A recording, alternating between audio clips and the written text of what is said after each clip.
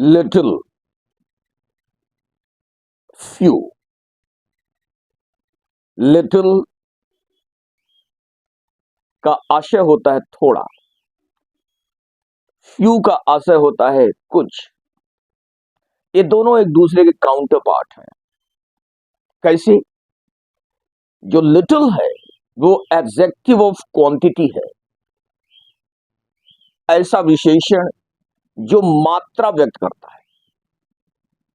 और few adjective of number है, अर्थात जो संख्या व्यक्त करता है। ऐसे विशेषण जो गिने जा ऐसे संज्ञाएं जो गिनी जा सकती हैं, उनके पहले आकर के ये एडजेक्टिव ऑफ नंबर बनता है। कौन? फ्यू। अर्थात फ्यू काउंटेबल नाउन्स के पूर्व आता है और लिटिल अनकाउंटेबल नाउन्स के पूर्व आता है। अब दोनों का आशय समझ लिए क्या होता है। इनका आशय होता है, लिटिल का पहले जान लें, नॉट मच, हार्डली एनी। ये लिटिल का आशय होता है। Not much, hardly any. और फ्यू का नॉट मैनी।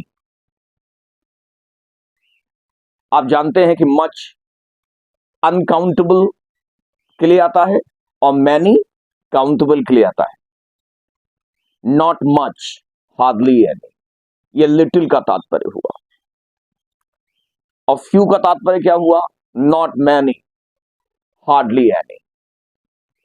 ये दोनों नेगेटिव मीनिंग प्रदान करते हैं, नकारात्मक भाव प्रदान करते हैं। आप एक उदाहरण ले लें।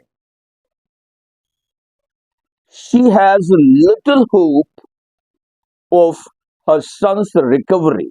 रिकवरी क्या है? पुनः स्वस्थ हो जाना।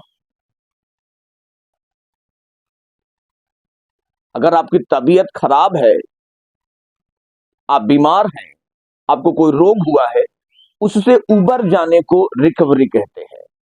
ओके? तो शी हैज लिटिल होप, न के बराबर आशा है। She has little hope, not much hope, hardly any hope. She has little hope of her sons recovery. Little hope. अब फ्यू का एग्जाम्पल सुन लें। Few women, few women. Few women को और क्या कह सकते हैं? Not many women. या और कैसे कह सकते हैं? Hardly any women can keep secret. Keep secret का मतलब राज रखना। शायद ही कोई औरत होगी जो राज रख पाती है, शायद ही, मुश्किल से। Few women can keep secret. तो लिटिल और फ्यू नेगेटिव मीनिंग प्रदान करते हैं। अब आइए दूसरे प्रयोग पर आइए, लिटिल और फ्यू के। अ लिटिल, पहले लिटिल सुना, फ्यू सुना। अब आप सुनेंगे अ लिटिल, अ फ्यू।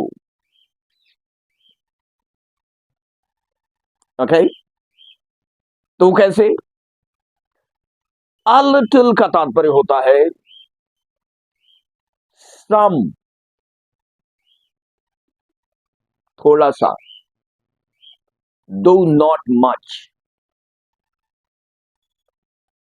थोड़ा सा परंतु ज्यादा नहीं। सम, दो नॉट मच। इसका आशय क्या हुआ? आपने एक लोकोक्ति सुना होगा, नहीं मामा से काना मामा अच्छा होता है। अर्थात अगर मामा नहीं है तो बहुत खराब बात है। मामा ना होना अच्छी बात तो है नहीं, पर अगर मामा है, काना भी है तो भी चलेगा। ये है अ लिटिल। बहुत ज्यादा तो नहीं है, लेकिन थोड़ा है।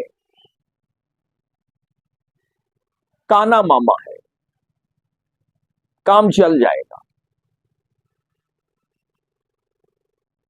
अ लिटिल, सम, दो नॉट मच।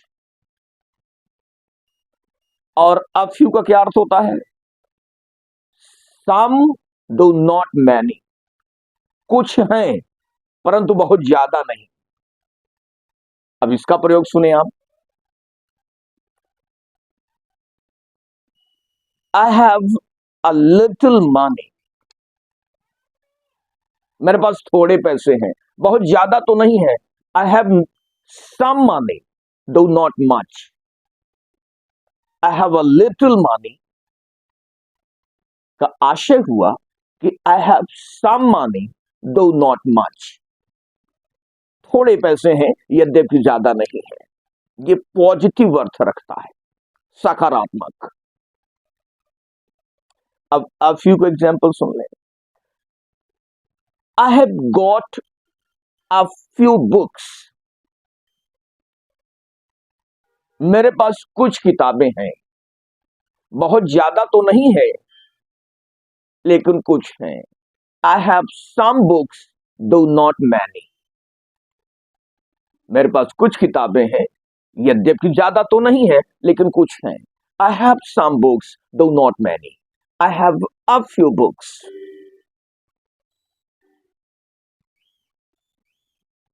ये सकारात्मक अर्थ रखता है। अब आते हैं इसे द लिटिल और द फ्यू के बारे में जानने के लिए। द लिटिल का आशय होता है not much but all there is, अधिक तो नहीं है लेकिन जो भी कुछ है। Not much but all there is, लेकिन जो भी कुछ है। ये द लिटिल का आशय होता है। द फ्यू का आशय क्या होता है? नॉट मैनी, बहुत तो नहीं है, बट ऑल देयर आर, लेकिन जो भी कुछ हैं। फॉर एग्जाम्पल, अगर आप मुझसे कुछ मांगने आते हैं, कुछ चाहते हैं आप मुझसे, और मेरे पास वो ज्यादा नहीं है, लेकिन जितना भी है मैं ये कह रहा हूं कि इसी में से हम दोनों थोड़ा थोड़ा रख लेते हैं। थोड़ा तुम रख लो, थोड़ा मैं रख लो। बहुत ज्यादा तो नहीं है, not much but all there is, लेकिन जो भी कुछ है उसी में से हम एक दूसरे के साथ शेयर कर लेंगे। कुछ हम रख लेंगे, कुछ आप रख लेंगे। दैट, ये मीनिंग प्रदान करता है कौन? The little. Not much but all there is. और द फ्यू का क्या आशय होता है? Not many but all there are, बहुत तो नहीं है परंतु जो भी है।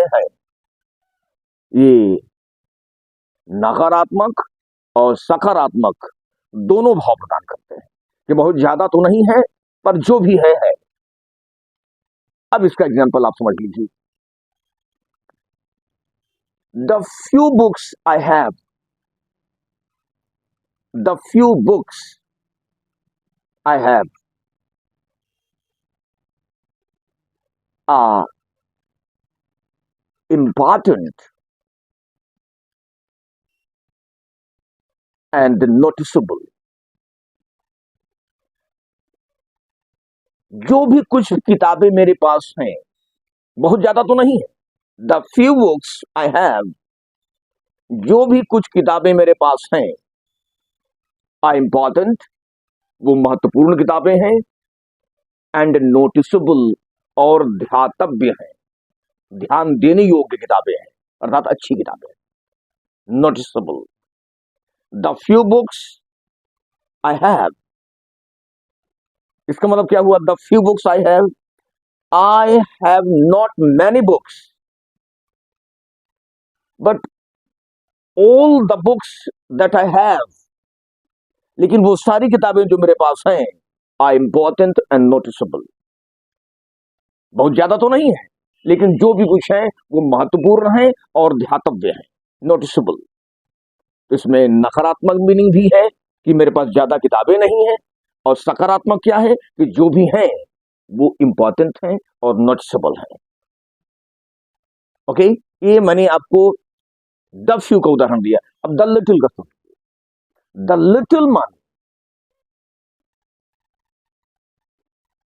The little money I have earned, थोड़ा बहुत पैसा जो मैंने कमाया है, बहुत पैसा तो नहीं कमाया है, not I mean much money I have earned, but all that there is with me, लेकिन वो सारा पैसा जो मेरे पास है is meant for my children, वो पैसा सब किसके लिए है? मेरे बच्चों के लिए, is meant for my children. The little money I've earned is meant for my children. बहुत ज्यादा पैसा तो नहीं है, ये तो नेगेटिव मीनिंग हो गया। अब सकारात्मक क्या हो गया? परंतु जो भी कुछ पैसा मैंने कमाया है, जो भी कुछ, वो मेरे बच्चों के लिए है, ये सकारात्मक मीनिंग। तो द लिटिल, द फ्यू, ये दोनों सकारात्मक और नकारात्मक दोनों भाव प्रदान करते हैं। इनके अन्य एग्जाम्पल्स मैं वीडियो के डिस्क्रिप्शन बॉक्स में प्रेषित कर दूंगा।